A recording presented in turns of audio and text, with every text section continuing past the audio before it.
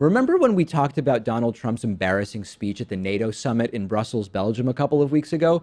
Trump made these totally arbitrary claims about NATO states not paying their fair share in terms of their contributions to NATO, demanding that other countries expand their military budgets. He refused to affirm Article 5 of the NATO Charter, which says that an attack on one NATO country is considered an attack on all NATO countries. And we already knew that NATO members were sort of baffled by this, but we've now learned that Donald Trump also bewildered and surprised our own national security officials when he made those comments in Brussels. 5 sources with direct knowledge of what happened said that National Security Advisor H.R. McMaster and Defense Secretary Jim Mattis, as well as Secretary of State Rex Tillerson, all wanted and were expecting Donald Trump to show up and show support for Article 5 in his speech, and they were blindsided by what Donald Trump actually said. They worked with Trump to prepare him in support to support NATO in that speech. They expected him to support Article 5 in that speech,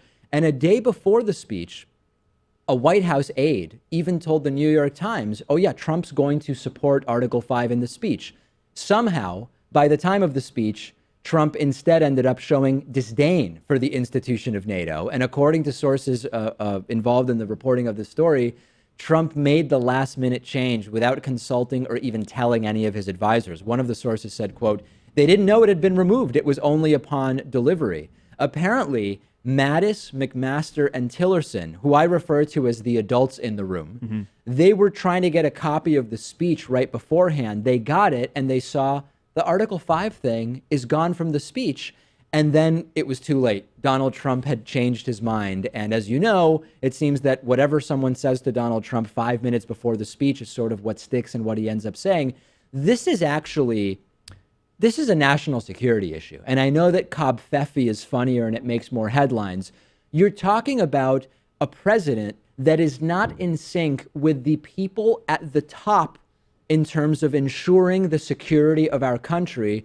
They're bewildered and blindsided by what the president is saying on the national stage. I think it would help if he paid attention to those daily press briefings, too, for national security. But, you know, Republicans loved his speech to NATO because it showed independence and that he was kind of giving the middle finger to Europe. Yep. I guess this is independent as well. He's not even listening to his own national security team. That's the problem with this, because rational people like everybody in our audience that isn't on the opposite side, and you, Pat, and me, we see this as erratic and haphazard and dangerous.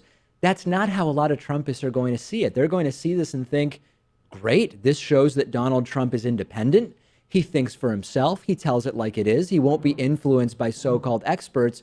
Really, this just shows the level of dysfunction in the administration. And even if Donald Trump wanted to do this and wanted to defy the advice of his advisors who are more qualified than him, the least he can do is at least inform them that he's going to do this. Tell them, hey, we're going to disagree on this, instead of switching things around on the fly, which is, there's no upside to doing that. And let me know if I'm getting too conspiratorial here, but obviously the speech to NATO played well into Russia's hand because they know that the United States wouldn't necessarily act if one of the NATO members was attacked. Right. So is it perhaps possible that because H.R. McMaster and General Mattis aren't really involved in the Russia scandal, there's really no direct connections to them at this point? Well, that's why he'd want to keep them out of the loop? Without getting proactively conspiratorial, yes, there's no doubt that Trump would be much more in line with disgraced former National Security Advisor Michael Flynn in terms of his stance on NATO. See, I think Michael Flynn would have known. I think you're absolutely right. Flynn would have proposed that this is what Trump says.